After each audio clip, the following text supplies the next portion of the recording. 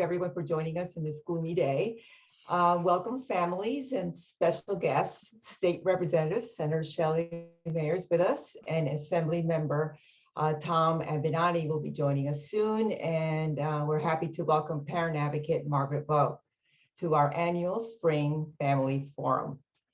Before we invite the Senator to speak, I would like to highlight some of the priorities we at the ARC Westchester find important to include in the proposed budget. As you know, this is the focus of the theme this morning, is to discuss the impending state budget. Next slide, please. So far, for an overview, we are initially very pleased with Governor Hochul's proposed budget. We welcome her recognition of the disability field, and for the first time in many years, we do not see any planned cuts in our funding this year from the previous years. Unfortunately, having said that, because of the many years of lack of increased funds, the proposed cost of living adjustment of 5.4%, while it's welcomed, should be made permanent in the budget going forward to help us update our infrastructures and needed technology to better serve the people that we support. And thanks to the tremendous advocacy parents and providers have done in the past, we are also pleased that there are no residential cuts proposed at this time. And at this point, we want to focus on some of the things that we want to make sure that the legislator adopts. A major focus for us is the changes in special education. We welcome the increase of funding by 11%, but let me just be clear that while this is wonderful that we have not seen an 11% increase in a budget for a very long time, we at the ARC Westchester will not be able to access this increase because the existing tuition methodology has delayed the approval of our tuition rates for many years. And therefore, this disqualifies us from receiving any increases in any budgets. So we are pleading with the legislators to make sure that there is language in the budget to change this tuition methodology because it's actually broken. And we want this system called rate reconciliation to be suspended until the state develops a more equitable system. While the pandemic seems behind us, we are deep in major workforce crisis situation. Make the workforce retention bonuses and recruitment initiatives permanent in future budgets. This is critical for us to catch up. We are competing with so many different fields and so many like fields that it's going to be very difficult to catch up without increases being placed in the budgets in the next several years. And we really feel it's important that continue to recognize our direct support professionals by including an addition of a personal income tax credit up to $5,000. They need this support. We all know the gas situation is, we don't know that we're all in an inflationary situation. And imagine a direct support professionals whose salaries were below a living wage. So we really need to play catch up, and this is very important for our direct support professionals. This was just an overview of our discussion today, and we are in the last days before our One House budgets are submitted. I am pleased we have members of our state Senate and Assembly here today who can speak to their position on the budget. And now I would like to introduce the Honorable Shelley Mayer, New York State Senator, 37th District, and Chair of the Committee on Education. Senator Mayer. Thank you, Tibby, and it's a pleasure to be here. Yes, I'm looking out my window like all of the rest of you and seeing snow and rain, but who cares? We are here to talk about something that is so important.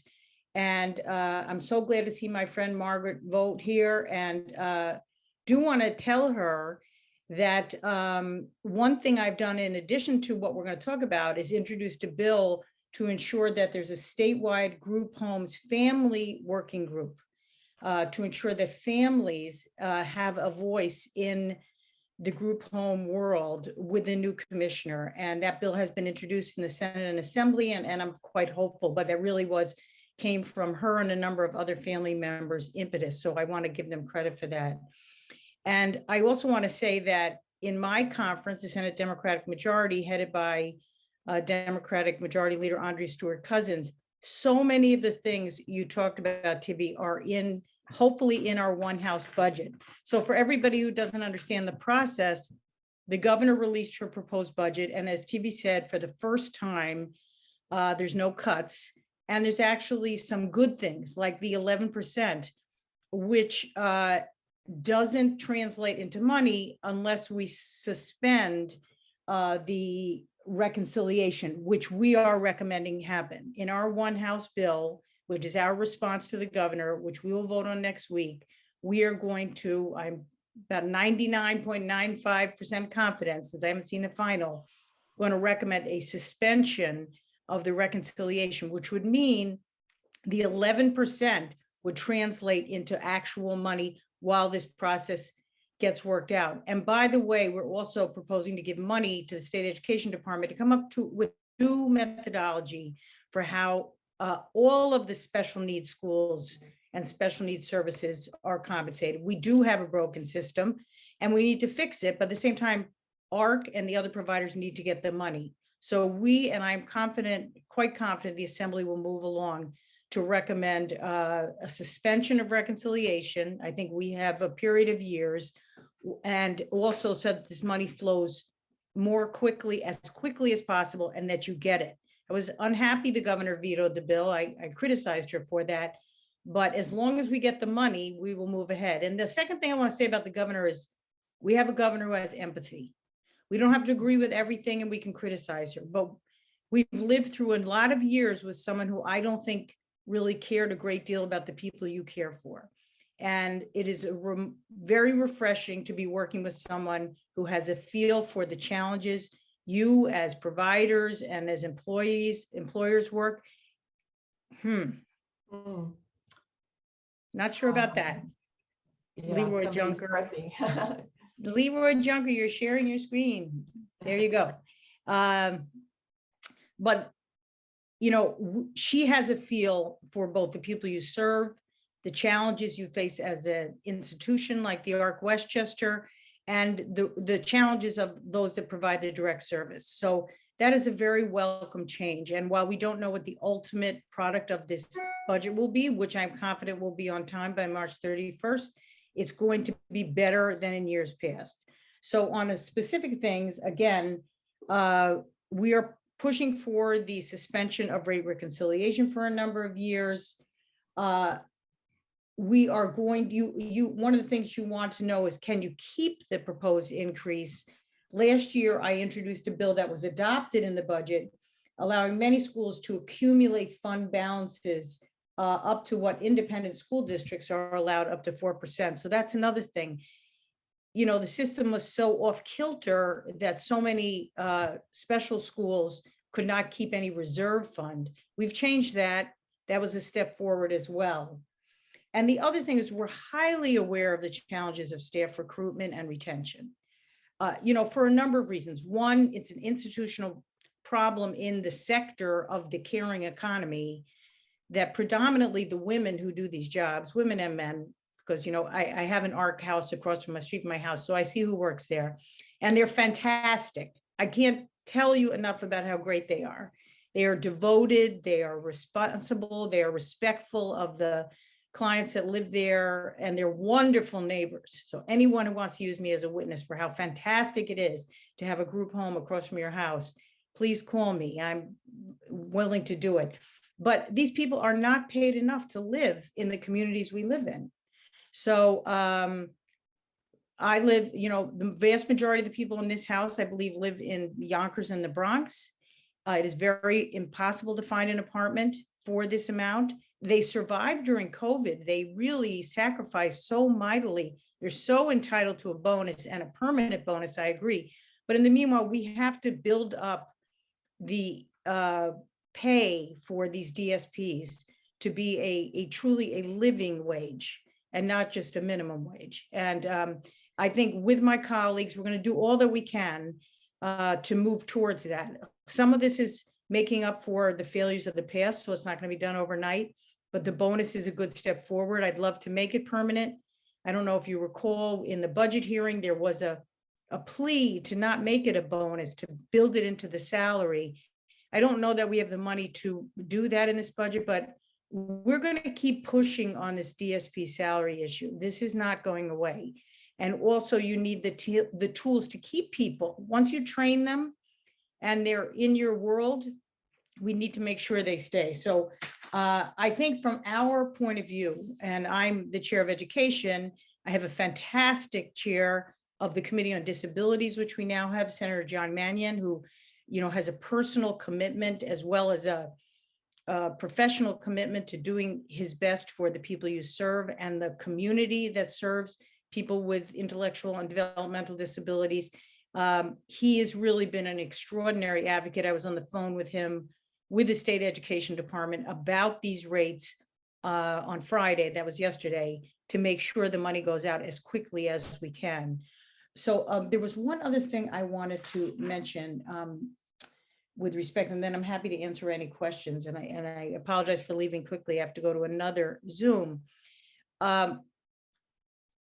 One thing I think we ought to acknowledge is what a challenge it was during COVID for your workers and your supervisors and the institutions as a whole to provide care. And, you know, I believe that the people who provided this care were not recognized adequately for the heroes they truly were. They were left behind. And I continue to be committed to ensuring that we recognize them. They took personal risks. They had sacrifice. Some of them got sick. They left their families behind. And they did it out of a commitment to serve those that you serve. And the last thing I want to say is one of the first things I wanted Governor Hochul to do was to fire the prior commissioner of OPWDD. No holds barred for me. I wanted a new commissioner. I was deeply dissatisfied. I don't think there's been attention to adequate housing.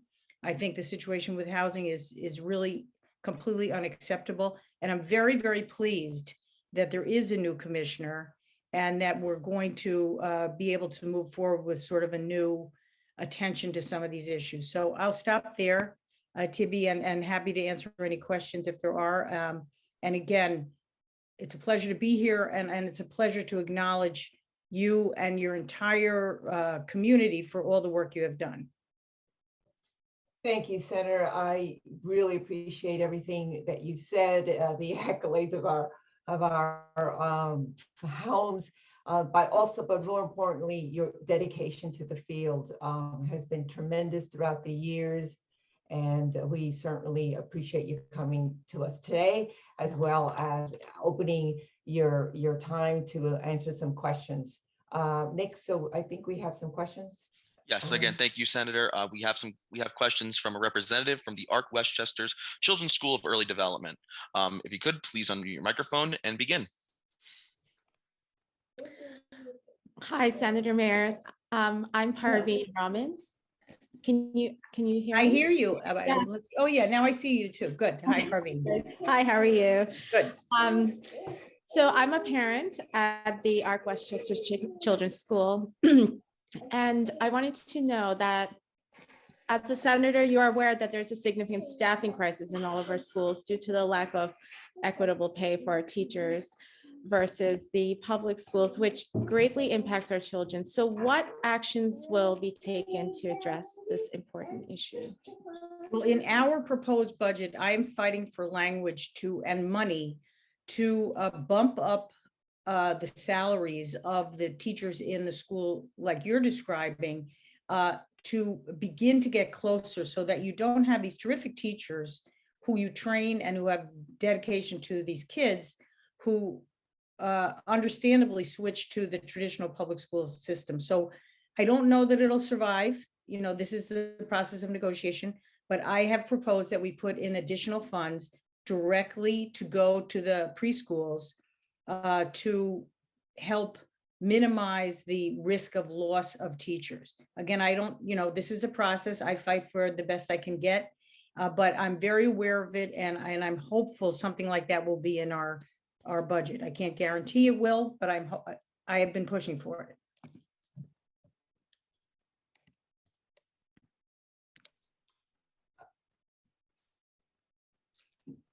Hi, I guess I'll jump in here. So my name is Elaine Castelluccio. Nice to meet you and thank you for Nice to coming. meet This is wonderful. I'm also a parent of Westchester Children's School. And I know you answered this when you started Right. your lecture. I just was wondering if there's either more details or any long-term planning around it in terms of, again, as a parent and knowing what we know, we're very appreciative and supportive of the recommendation for the 11% increase. And like you said, you know that we may not be under this. So knowing that, what will you be in the education committee be doing long-term wise in your planning to make it possible Well, to what have our yeah, schools get this increase? what we're doing is in the budget, because that's the place where the money is. You know, you can do bills, but you can't do bills that involve money, Right. and this involves money. So what we're doing is two things.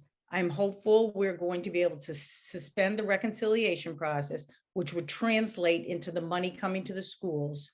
And the second thing is to give money to the State Department of Education in this budget to begin the process of fixing this broken rate methodology problem that led to this problem. So we are trying to do two things in our one house budget.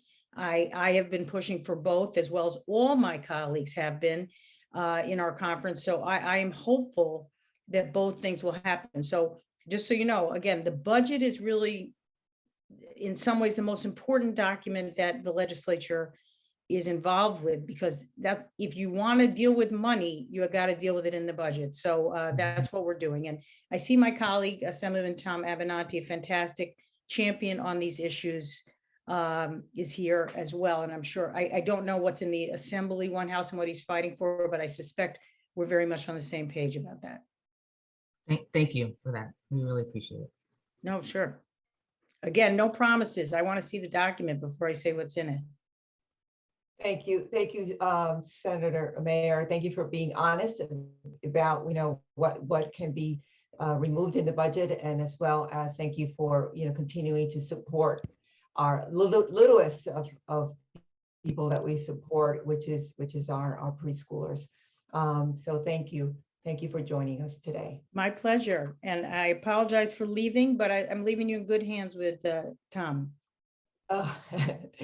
Yes, you are. Yes, you are. And now it's my pleasure to introduce the Honorable Tom Abenanti, New York State Assembly member and chair of the Committee of People with Disabilities. Assembly Member Abenanti, are you here with us? Good morning. Yes, Tom Abenanti. I want to thank the senator. I guess she's left already, but she's a very strong advocate for people with disabilities, particularly for special education and for programs to educate young people. The next thing I want to say is I've got to get you a new picture. That is, that is of me, which you just put up there. Oh, That's right. It really looks like I had just gotten up out of it. Thank you for giving me a chance to join all of you this morning. We have a lot of people up on a Saturday morning, I see, bright and early. I'm looking out the window here and it is terrible. I'm not sure where you are, Tibby. I guess you're in the office in Hawthorne. Yeah, well, I'm in Pleasantville. I'm in a virtual office. Oh, okay. Okay. It's the weather here is terrible, and it seems to have affected my connectivity. This is the third computer I'm on, and I was trying to print something out. My wife had to print it out on her computer, so we're having difficulties here. But sorry to get on so late. As you know, I am the chair of a new committee on people with disabilities in the Assembly, and I'm also the father of a young man. He's 22 now. He did go to one of your programs at one point, and we're very, very happy with it. He's now in self-direction, and he graduated or left. He was educated at, let's say, at Pleasantville High School in a special program that they have. They have an excellent program. We are trying to keep him into day programs right now, and it's a challenge. Because of the staffing shortage. We're all very familiar with the staffing shortage. That is the prime concern. I put out a 9-page analysis of the governor's budget and made all kinds of suggestions for changes. Like the senator, I'm waiting to see what the Assembly final one house proposal is going to be. I proposed everything from salary adjustments to housing subsidies, et cetera, and I'll run through some of them quickly. But it's always difficulty getting attention for people with disabilities when there's so many other needs in the state. And I will start with a pitch for everybody to get involved. I know how difficult it is when you have a child with a disability. It's all consuming. But we need to have a message to the government that our kids count. We all pay taxes. With a little bit of help, these young people can have a good quality life, and many of them can get jobs, and they can contribute also. But there are so many needs in the state, you know, being the squeaky wheel that they hear is difficult. I've tried to do that as chair of this committee. I've raised the level of the noise from the disability community, you know, tenfold, maybe more. But that doesn't mean we're going to get everything we need. The ex-governor, fortunately, he's now the ex-governor. There may be some people out there who like him. I'm coming across them every time I turn around. But the ex-governor went from benign neglect to a declaration of war on people with disabilities. If you look, you will see there was nothing over the last 10 years when he was governor. Budgets kept getting, while the budgets on their face looked like there may have been increases here and there, the actual spending was flat for 10 years. And we had an increase of some 20% of the number of people with disabilities in New York State who were accessing OPWDD services. 50% of the people who get services from OPWDD today are under the age of 21. And we all know that the services that young people get under the age of 21 are small in cost. So when all of these people age past 21, now you're talking about a major increase in needs for OPWDD. And we're not prepared for it. We're just not prepared for it. So I've been pushing for that, trying to get them to look ahead. But right at the moment, OPWDD, I think, is just trying to catch up.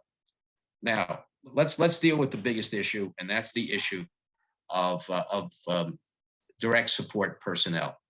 Every one of our agencies reports that they are down 20-25% in personnel. I guess Tibby can confirm what hers is like, but it's probably somewhere in that neighborhood. I was talking the other day with the PEF, which is the state union's professional union. They're saying that they are down 40% in nurses in the Hudson Valley for the state system. And the state system pays a lot more because they're all unionized, and they have retirement benefits, and they offer other benefits that the voluntary agencies like ARC just can't afford to offer. So when you're finding that the state it has closed 100 group homes upstate, 100 group homes temporarily suspended, they say. Well, they're warehousing the people who lived in those group homes. There's one place up there with 25 residents in it now. To me, that's a violation of everyone's rights. There was a lawsuit, the Willowbrook lawsuit years ago, which forced the state to close institutions and go to residences. Well, looks like they're going back that way because there's such a shortage of personnel in the state system that has unions and reasonable pay. So it's very difficult for the ARCs of the world to get the personnel that they need. But we're talking here about, the governor proposed a 5% cost of 5.4% cost of living adjustment. She also proposed a retention bonus, which would be up to $3,000 for the first year. And there's been a lot of discussion back and forth on how do you best deal with this problem. And I have suggested we need both. A cost of living adjustment and the bonus, but the cost of living adjustment of 5.4 is definitely not enough. And I suggested that we need a minimum of 11%. At this point, both houses are discussing what they're going to do. Some in one house are talking about keeping the bonus and a 5.4%. Others are talking about 11% increase and not the bonus. It's not definite yet. I know that we have a similar problem in other areas. There's a program called CDPAP, which is a home care age program, and they also have a similar problem. They're pushing for 150% of minimum wage. I have suggested that. I have said also that, the cost of living around the state is different in different places. 150% of minimum wage would also make sense. So there's lots of things on the table. We'll see where we are on Monday. 150% would raise the wage from $15, $16 to I mean, many of the, I don't know what ARC is paying, but in many cases, we're seeing people are getting paid minimum wage. So 150% would be $22 an hour. It was just announced that Target is paying $24 an hour here in White Plains. So, everybody has a staffing shortage. There's a staffing shortage. There's not enough psychiatrists, not enough doctors, not enough nurses, not enough administrators, and not enough direct support personnel. So everybody is pushing and tugging and trying to attract the same people. So at this point, I'm not quite sure where we're at. I know the leadership of both houses is talking, and probably talking with the governor as well, to try to come up with a reasonable proposal. The way the budget process works is the governor has a tremendous amount of power in New York State when it comes to the budget. The governor proposes an executive budget, has 30 days to change it, and another 15 days after that to change it again. And then we're expected to pass the budget by April 1, which means, we're constantly watching, this bouncing ball. The governor also has a line item veto. So if we put something in that the governor doesn't like, then the governor could just veto it out. And the courts have held that the governor has power over certain language in the budget that we can't change. So it puts the legislature in a very difficult spot. Some of you may remember 10, 15 years ago, I guess it was about 15 years ago, where the budgets weren't passed until the summertime or August, September, because the legislature was basically saying, we don't like your budget. We're not going to pass it. We don't have the power to change it, but we're not going to pass it. And that's basically what the court said to do. If you don't like the budget, don't pass it and let the political pressure be where it is, which we've been trying to be a little bit more cooperative over the last few years. Cuomo tried to strong arm a lot of budgets and got a lot of things that he wanted because he knew how to play the system. This governor seems to be a lot more cooperative and collaborative. So we're hopeful that we're going to be able to do better than she proposed. So she proposed the bonus, she proposed the COLA. She also proposed some monies for minimum wage. Now that tells you something. If we have to put Medicaid money in to bring workers up to the minimum wage, that tells you how poorly paid they are in this field.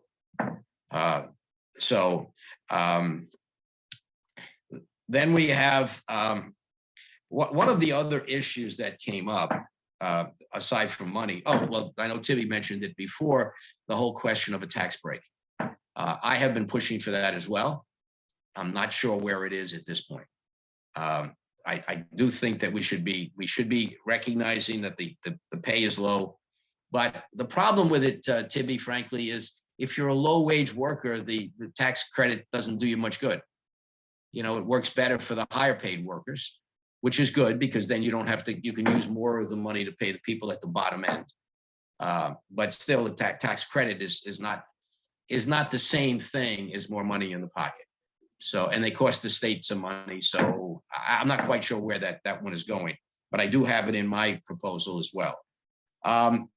One of the things that has been an annoyance to parents and families is the child and the needs assessments that they're using, the CAS system.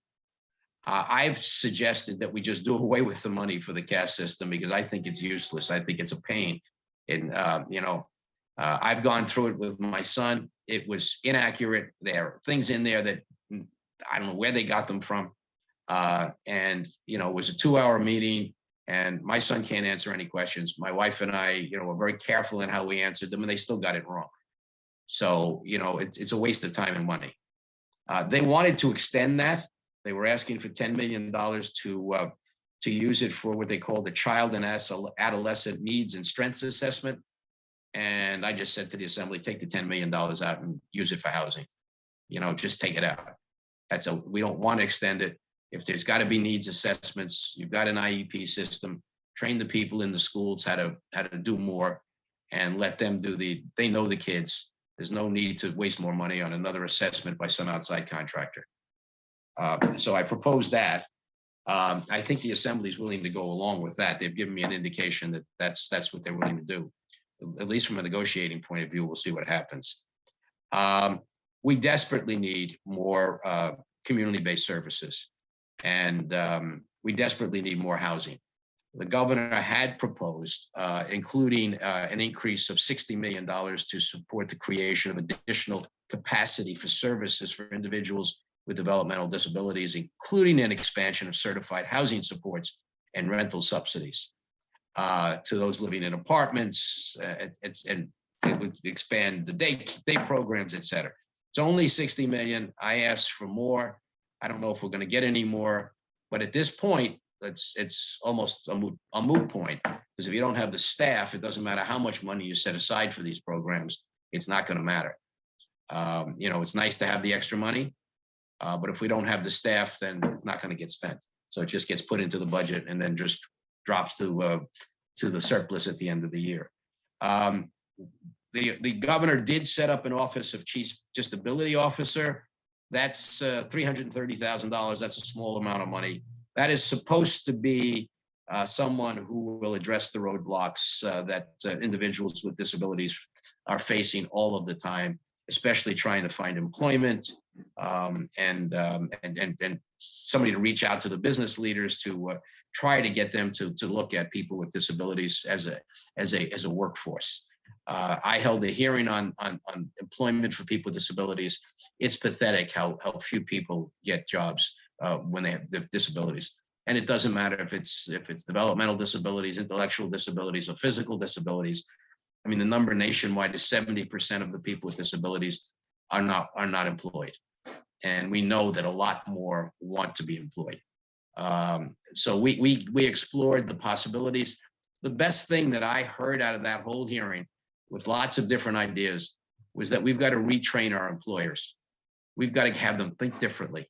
They've got to think in terms of what are they trying to accomplish, not what is the individual job. Stop looking at a round hole and trying to find a round peg to put in it.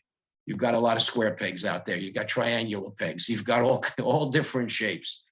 Rearrange the hole, change the job so that you can use the people who are out there and help us train people to do those jobs. I use the example of, let's assume you've got to work a warehouse and you're looking for 3 strong men to answer the calls, take the orders, make up the slips, go get the stuff, put them in the boxes, and put the boxes up on the truck, and start all over again.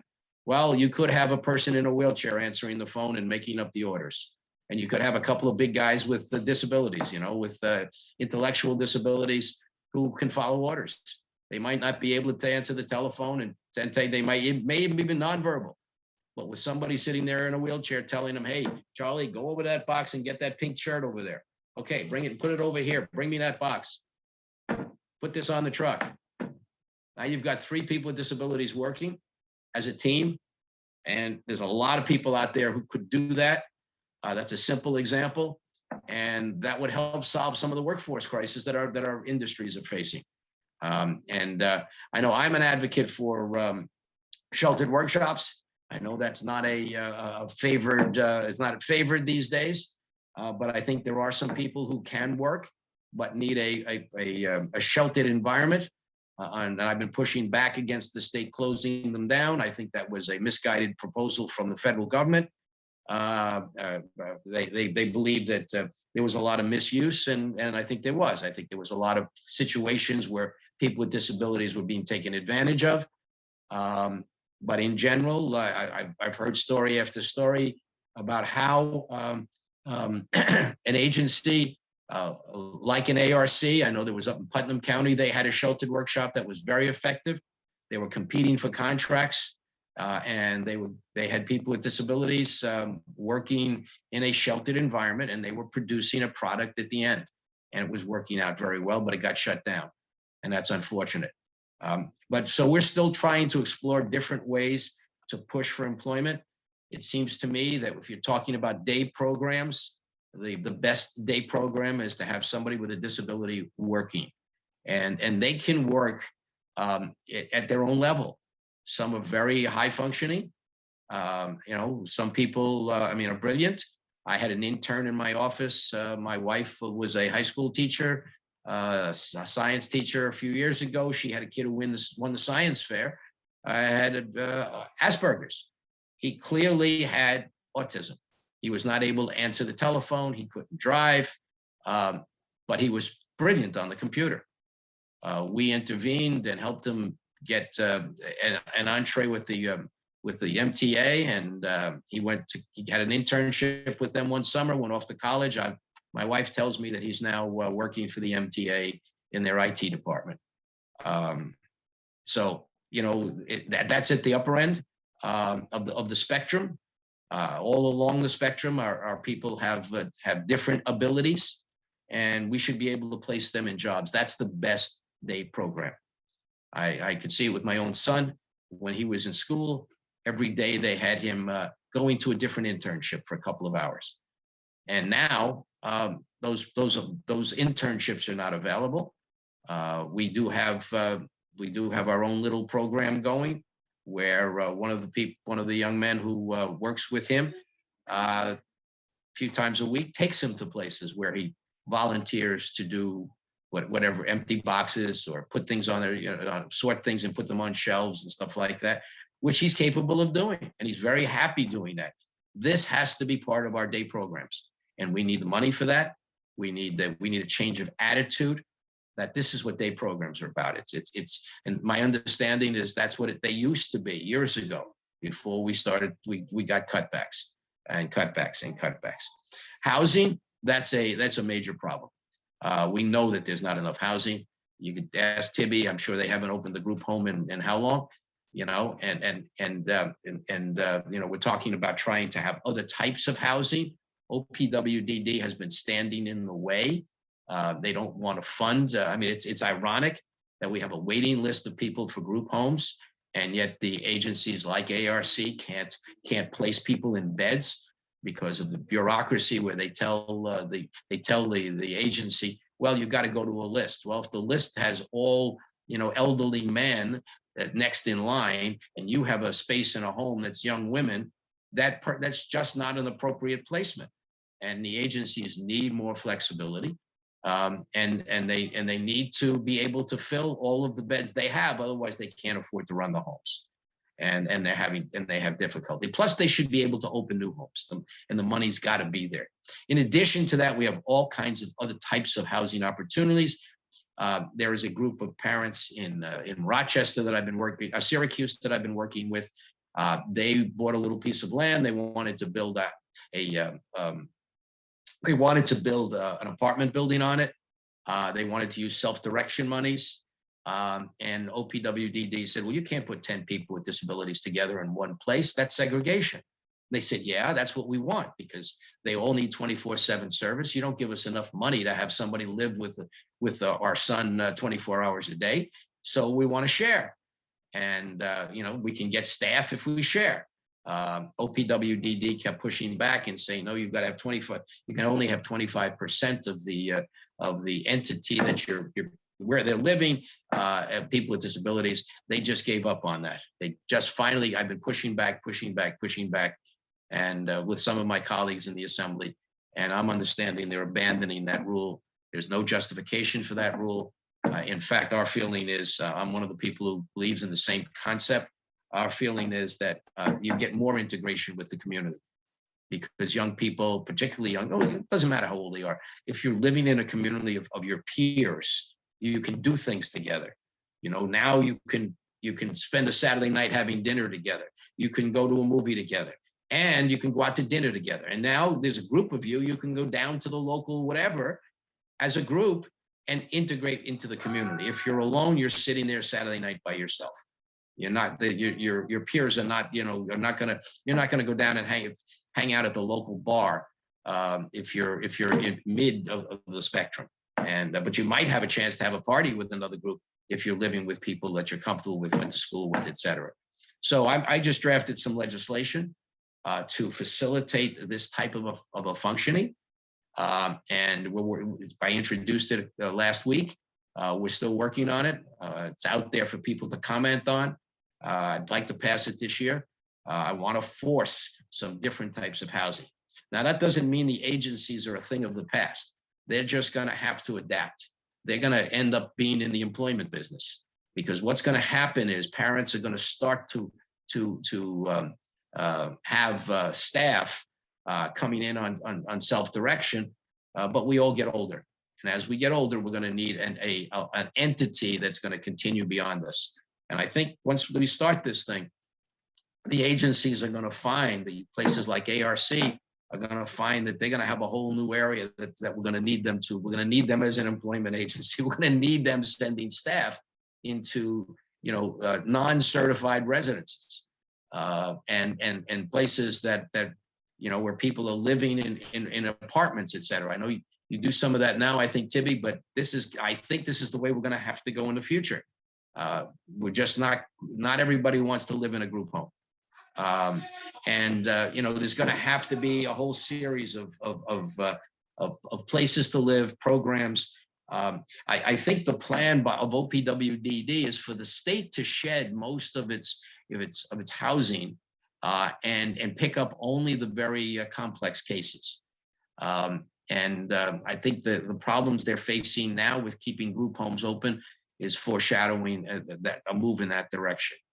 But how we get the ARCs of the world able to pick up the extra load is a challenge.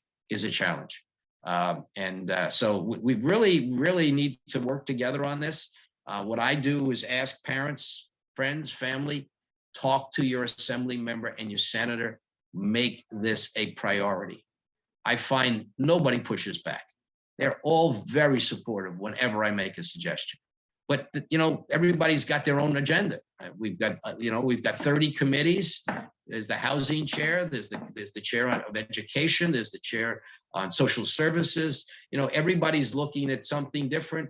We're all on lots of committees. There's a lot of work to do in the state, and so everybody has a different priority.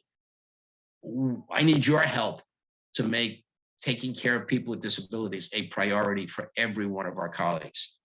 What else can the governor put in some extra monies for housing subsidy enhancements, for room and board supplemental payments, for crisis services. This is an area that deserves a lot of attention. The governor put in $4.5 million to expand crisis intervention services for individuals with intellectual and developmental disabilities. It would enhance the rate for intensive behavioral services. And I just don't think that's anywhere near enough. I've been asking for $20 million for a start. I don't know if we're going to get it, but I know that there are problems out there, and family members, they keep their loved ones at home. Well, if you want them to keep them at home, they need the support for crisis intervention. You need someone who can show up at your house and help you calm someone down who may have lost it, for whatever reason. We all know that happens. This is particularly a problem when young men and young women hit puberty. Their body changes, and they may need different medications. But look, let's face it, finding the proper psychiatrist is very difficult. And even then, things happen, and you need crisis intervention. Here in Westchester, I know the county has a small crisis intervention group. They're trying to build it. We have a very good mental health commissioner in David Orth. but they don't have the resources there. And, you know, let's face it, we do have a lot of resources in this county. I've suggested over and over again that, you know, ARC's got resources. Some of our special act schools have resources. If we could put them together in a team, pay them a little bit to work for the county, you know, on a 24-hour rotating basis, we could put together a team of crisis intervention. But that takes, like I said, takes some money, and that's got to come from the state. And I know we're trying to they're trying to work with the Office of Mental Health so that there's a joint team. But it's tough, and this is you know, the police department is, you know, and when you're stuck, you call 911, and depending on where you live, that has different results. I have seen, you know, in Pleasantville, where I live, we have a very good program in the school, and that's carried over to the police department. There's been cooperation between the two, and I've been fostering it, and some of the parents here have been fostering it, to try to train the police on how to respond. And I've heard of several situations where they've responded properly, where they've been able to calm the person down, no injuries. But I mean, you know, you all probably heard about that situation in White Plains where a gentleman was killed by the police department because they didn't know how to deal with him. They were called to help, and when they broke down his door, they scared him, and he grabbed a knife and a chair, and they shot him. We don't want, that's not the result we want. I have legislation in to require that police officers be trained in de-escalation. There are a lot of different groups supporting that. You have, you know, the Black Lives Matter group. You have other community groups, all looking for retraining of police officers to see the difference between someone who is who's dangerous and someone who is having a mental breakdown for whatever reason, whether it's alcohol, whether it's mental illness, or a developmental disability. That's basically asking police officers to be social workers, but it's really necessary. You know, when to call for backup, when to call for help. The other stuff that we're talking about, I mean, I've asked for a whole series of other things. There's a problem with dentistry. There's a major shortage of dentists who will deal with people with developmental disabilities, and there's a major shortage of places for them to work. Some young people, and some, well, I keep saying young people, but some of our family members cannot be seen in a regular dentist's office. They need anesthesia, and often that requires a special environment. There are not a lot of offices around, dental offices around, where they can administer anesthesia. In Westchester County, we have a new dental school at Turo, which is trying to take this on. But most dentists who do this need an operating room. And there's a very grave shortage of operating rooms available. An operating room is a very expensive environment. And to do dentistry in an operating room, you are depriving the hospital of a source of income. In simple business terms, right? And so they're reluctant to set aside operating rooms for dentists to do a cleaning or whatever, or a filling. But you know, that's necessary. Otherwise, you're ending up with serious problems. We know that a lot of health problems come from a lack of proper dentistry. Early intervention.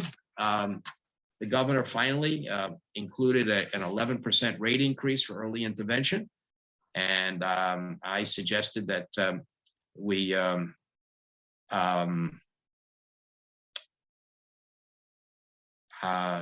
she did not. I'm sorry. She did not include it. I suggested an 11% increase. What we did with early intervention is things are looking up. The ex-governor Cuomo made it very difficult for the early intervention system to operate. He was basically trying to squeeze the small operators out. The way early intervention is funded, or was funded, is that it's a combination of the county and the state. And early on, the county was running the program, and it was working pretty well. Cuomo decided to accede to the wishes of the county executives who didn't want to run the program anymore. So he set up an entity, a private entity, to run it statewide, which was a disaster. And he changed the funding and said, we have to go after private insurance. Now, health insurers are not used to paying for behavioral health. And so they ended up paying for 3-4% of the behavioral health costs. And so it was barely worth the effort. And what was happening is private providers were now being forced to submit to insurance first before they can get reimbursed by the state and the county, which was a disaster. So all of the small and mainly female-owned businesses were no longer doing early intervention, and they were going to work in the schools, work at nursing homes, all places where they could be sure they were going to get paid and where their services were appreciated. And so there was I've heard of backlogs in early intervention down in the city in particular. Kids were not getting the services they needed. Site programs were closing. So what we did finally, we tried year after year after year to change the funding formula. And we're now, we finally got it passed, and this governor signed the legislation to assess the insurance companies. They will pay a fixed amount of money into the system, and we no longer have to rely on them. You guys have all seen the EOBs, the explanation of benefits, which were totally impossible. Well, imagine if you're a PT, you provide PT, and you've got 100 of those every month that you've got to figure out and find out why you've been denied and whatever.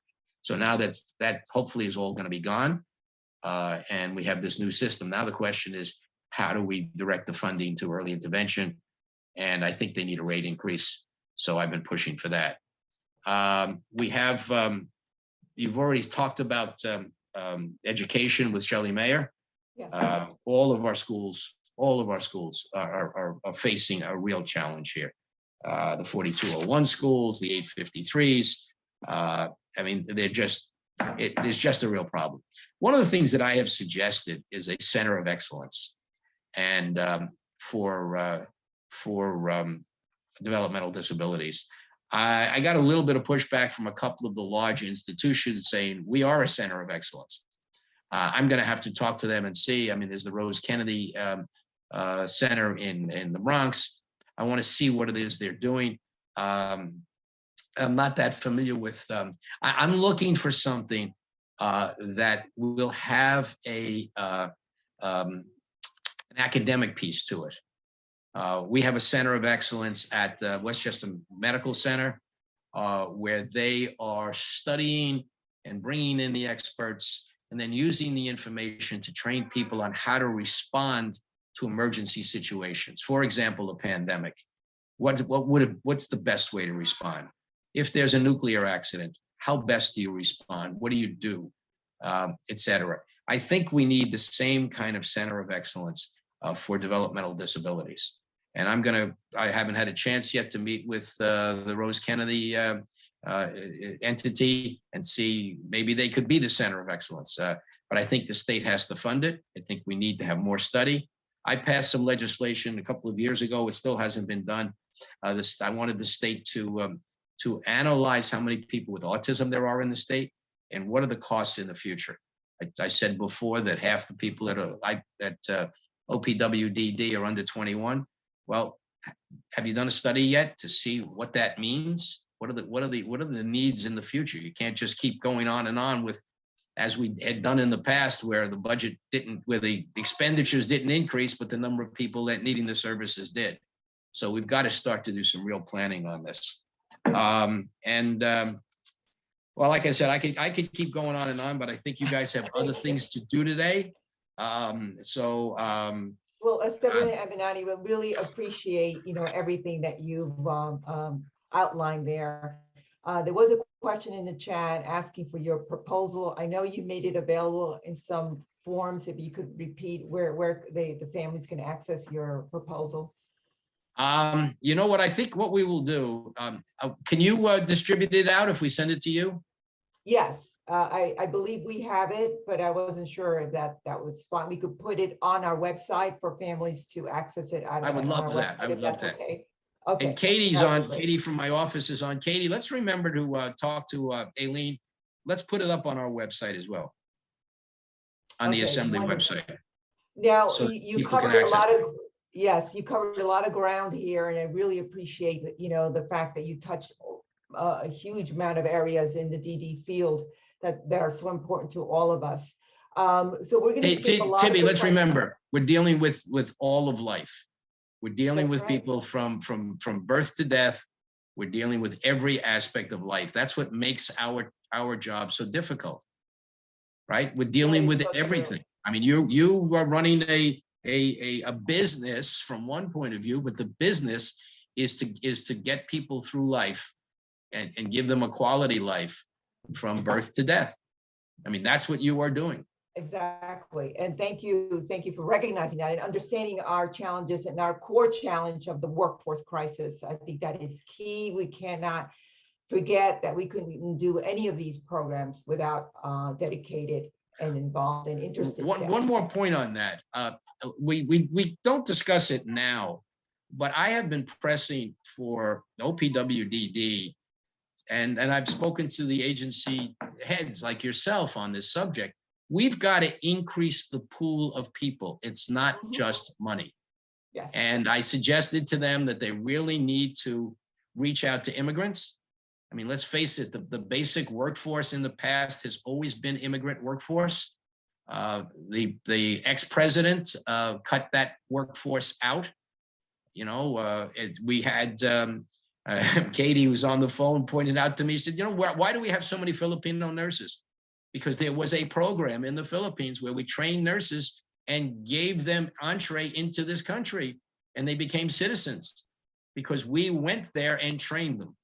Why are we not doing the same thing right now? We could have internships. There are, I know we ourselves had a couple of interns from overseas, au pairs, who went back overseas to work in this field. Why don't we have an au pair program where we can have young people come over and work with us, work with you, work with the parents, and see how we do it here, and bring their own ideas. And that's a workforce that we don't now have. I know OPWDD, at my suggestion, is now working with the Office of New Americans, trying to catch people, as they become citizens. There's talk of what are we doing with BOCES? Why are we not getting to young people early and saying this is a field that you should go into? I have a bill in. I know the chair of the Committee on Mental Health also has a bill, and I think we're advancing hers to set up a credentialing program to make this a professional field, not just a job, to get people invested in it. That you start at one salary, you get educated in the field, you take some courses, and you get more money, and you can move up, and not just money, but in prestige and whatever. So, but we've got to find other ways of getting people into this field. Agreed. Yes, it's very important, and we view this as a short-term crisis and needed long-term solutions for our field. So, thank you for that. We are going to skip a lot of these questions because you actually really answered many of them, which is wonderful. So I'm sure the families are happy to hear your important message. So we're going to go to question 14. Slide 14, I believe. What is New York State doing to address the backup of children waiting for residential school placements? Well, I think I addressed that. I'm trying to encourage alternative ways of residential alternative residences because I just don't see them. I just don't see OPWDD releasing the money, especially now that we don't have the staff. I think the staff has got to come first. Right. And I think we did talk about it. I am pressing them to allow you guys to have and we're going to have to talk about this, Tibby. I'd like to meet with you and some of the others. I want to join your efforts to push OPWDD to give you more flexibility so that you can fill the spots better and faster. Exactly. We need that flexibility. Very important.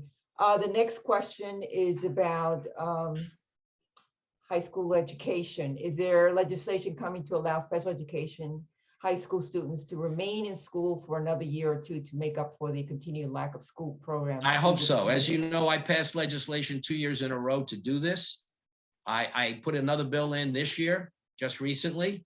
I've spoken to the education chair, Mike Benedetto from the Bronx. He used to be a special ed teacher. He's very supportive. So hopefully we're going to be able to get that legislation out of committee soon. Okay, excellent. Well, I want to thank you, Assemblyman Avenatti, for your time and your detailed information. I'm sure the family were pleased to hear how supportive you are. I know there's I'm a lot of disappointed we couldn't effort. see you in person today, and I really missed the coffee and the breakfast that you used to have. Yes, but yes, I also want to mention there is a lobby day in person coming up. I think it's March 23rd. We can put that on our website for families are interested to actually go up to Albany directly and meet with our legislators. So that's an opportunity that's coming forward. You know, at this time, you know, you said something very important, Assemblyman Avenatti, which is getting families involved. And this is really a key mission of ours and a key focus in our strategic planning process to ensure that families are better prepared to advocate for their loved ones. And to give us a great example of that, I'd like to introduce Margaret Boak, our next speaker, who is a parent advocate, and she will talk to our families on how to be an informed advocate. Margaret? Hi, everybody. I do feel a bit like I'm preaching to the converted here, as there are many of the people in the audience who have very good advocacy chops already. But I do think that we can talk a little bit about Tibby asked me to kind of give you an idea of my journey in advocacy. And for me, it started day one when my daughter was born, and it became absolutely clear that her life was not going to be typical in any way. She spent 2 years in the hospital, and believe me, trying to get a whole bunch of medical people to collaborate and get things done is a lot like herding cats. But it gave me a lot of skills to take from there into later times. To some extent, we people with disabled family members do have a bit of advantage because we do have the CPSE, CSE system that we go into very quickly. And that system does force us to be advocates for our children. It forces us to know their needs, know the systems, and get to know the actors in those systems from a very early time in their lives. And so I think that helps us start building the skills very early. And as I'm sure all of you know, almost everybody there has been through the evaluation process and the at least CPSE process, being able to articulate your child's needs as effectively as possible, figuring out who in that room and in your school system are the real decision makers, who has the power, who has the ideas, who's really going to help you, are all things you have to do. Those are exactly the same things you have to do as you go along through your child's life and try to advocate for them. One of the things that I did past that was I was looking for information, and I think this is the general overall theme with advocacy. The more information you have, the more people you know, the more people you talk to, the better off the better advocate you're going to be, and the better off your family member is going to be. My first foray into that was to join the Family Support Services Council in Westchester County, which has the brief to support, improve, and find family supports for people with developmental disabilities. I went from there to the statewide Family Support Services Council, again, looking for the bigger picture. How is it that New York State is going to be able to provide these services over the longer term? I met up there somebody who was an enormous mentor for me, and his name is Tom Mall, and he used to be the commissioner of, it was then called OMRDD, a truly extraordinary individual who knew how to get what he wanted par excellence. And he recommended me to the State Education Department's Commissioners Advisory Panel, where I spent 12 years beating my head against the wall, trying to get special education services to be more effective in the state of New York. It was a very worthwhile thing. I met a lot of very, very good, creative people. But again, it really honed my, one good thing about that panel was that there were people from all stakeholders in special ed across the state. And I was able to gain a lot of good ideas and understanding of how things work for people. I then decided that I would do this for a living. And I worked for a law firm for 10 years doing special education advocacy. Eventually, my daughter aged out and left education, and I moved my focus to the adult world, where, if you don't already know, you will soon. It's a whole different ball of wax.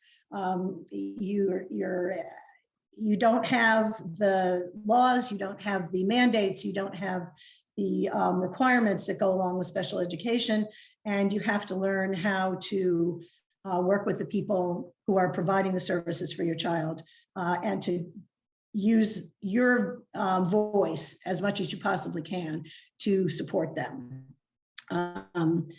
The lessons I learned along the way on this is you got to stay informed. There's just absolutely no alternative to knowing what's going on and who's doing it and why they're doing it. There's just no alternative to that. I'm sure most of you already know that. You need to know the stage you're operating on. If it's your school district, it's your CSC, it's whatever the stage you're operating on. My stage now is a group home. And the ARC agency that's providing the services for my daughter in residential setting and in her day program. It's a very different stage. But again, you have to learn who they are. You have to know, and you have to understand the constraints they're under, where their funding comes from, and how they are best able to use it. You never stop needing to know exactly what your family member needs. It obviously, as they grow, as they gain skills, as they gain education, that all changes. But you still have to know, be the absolute expert on your kid, on your family member. I always recommend that people stay focused on the issues that are of the greatest concern to them. I think the most effective you can be when talking to legislators, to talking to agency administrators, is to be able to say, my child's problems are not being addressed because of X, Y, and Z. The more you can say those sorts of things to them, going in and saying, OPWDD needs more money. Well, absolutely true. It's not that my child does not have the staff that's required in a 24/7 residential home because my agency cannot find the people that they need. My child is being hurt by that because she wouldn't be in a 24/7 residential setting if she didn't need it. And she needs good staff, she needs consistent staff, she needs familiar staff. Without those things, her life is not good. And that's really important. So I think that trying to stay focused around your family member is a very good thing. The other thing is be persistent. Communicate early and often. Tibby, I know at ARC Westchester has created many opportunities for us to do like a one-click advocacy. Those are available to you at all times through the websites. I know that I prefer to be a little bit more personal about most of my communications, but I think early and often is more effective even than that. You need to be able to talk intelligently about the issues that concern you, but you need to get to your legislators.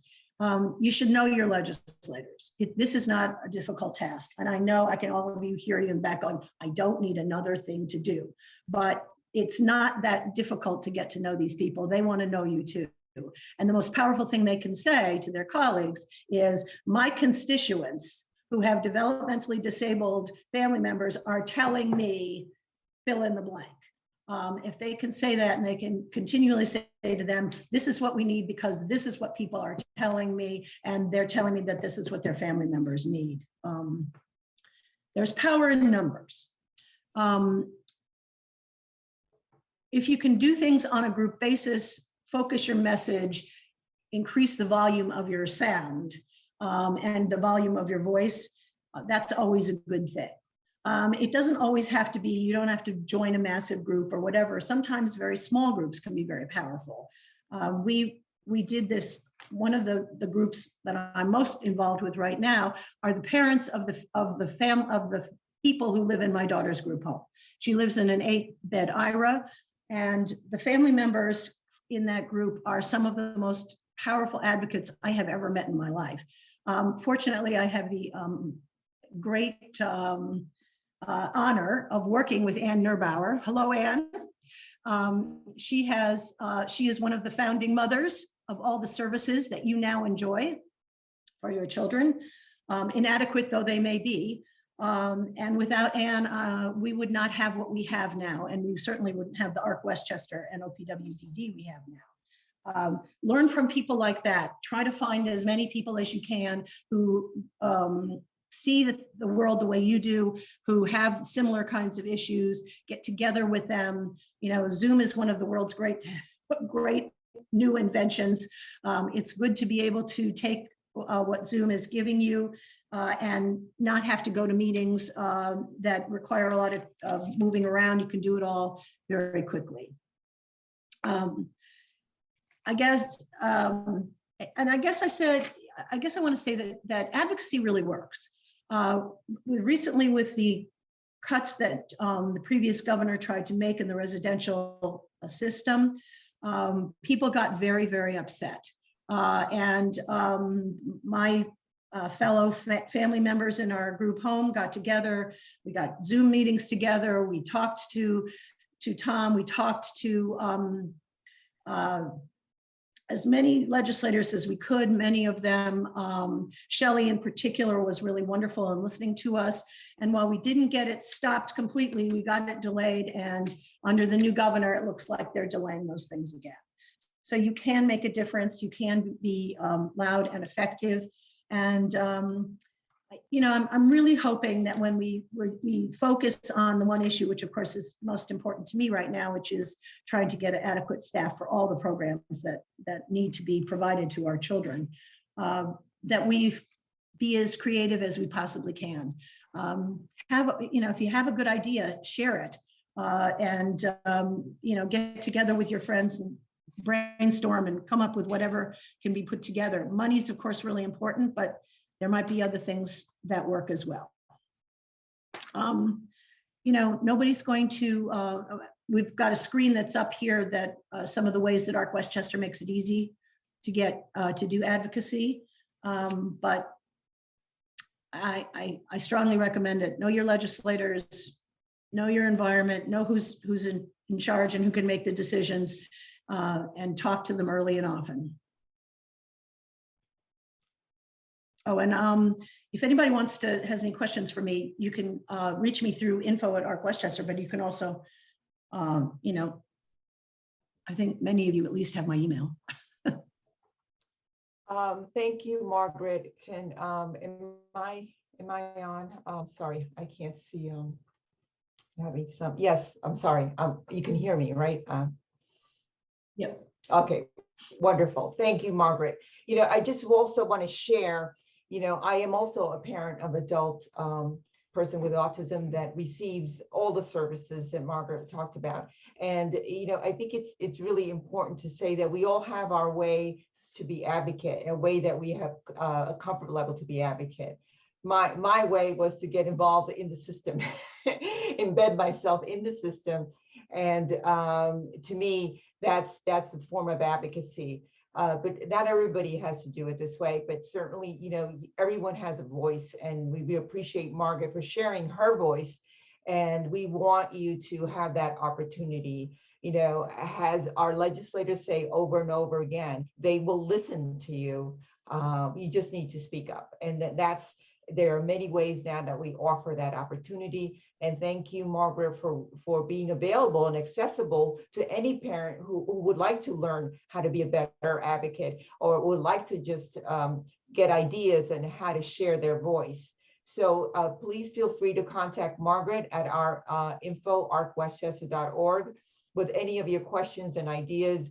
We really think this is a great opportunity now. In the past, we kept hearing there was no money in the budget, no money in the budget, and no opportunity to advocate. Now we hear there is some money, but obviously we have to divvy it up to the different needs that are out there. But your voices needs to be heard. Your voice needs to be loud. This is the week that it's extremely important before the legislators make their decisions and divvy up the budget. So thank you for listening with this to Margaret. And now I'm going to go into my little spiel, which is only a couple of minutes about, how are we doing? Unfortunately, we're not going to be able to open it up for questions at this time. Feel free to submit your questions via our website or even the chat right there. And then we will get back to you, at a future date. So many families have asked me what's going on with COVID. So I would just want to just share with you that we currently have no new COVID infections, whether it's individual and employee. And this is a huge, a statistics, I should say. And because this has been a difficult road with Omicron. And now we're happy to say that hopefully it's behind us. We also are pleased to share that 91% of our employees are vaccinated, which is huge statistic, and also very important to make sure that your family member is safe in all the services that we provide. And also we want to share with you that we are a mandatory vaccination entity. So effective March 23rd, all our employees, and including our new employees, must be vaccinated to work at ARC Westchester. We took this leap, understanding that it might affect our workforce employment, but honestly, it didn't do a major impact at all. So we feel that it was the right move, and we're ready now to address any new variants that come across. Whatever we need to do, we know now we have the baseline vaccination or in place with our staff. So that's what I wanted to share too. Also, we hear that masks are being removed in all private settings. We are not at that point. It's quite clear that OPWD is not ready to remove the mask. While our school systems have relaxed in that area, that's fine. We'll support that. But in our residential settings, in our day settings, in our offices, we are still wearing masks, just to let you know. And also, I just wanted to open up that, this is again, a month of celebration for developmental disabilities. Next slide, please.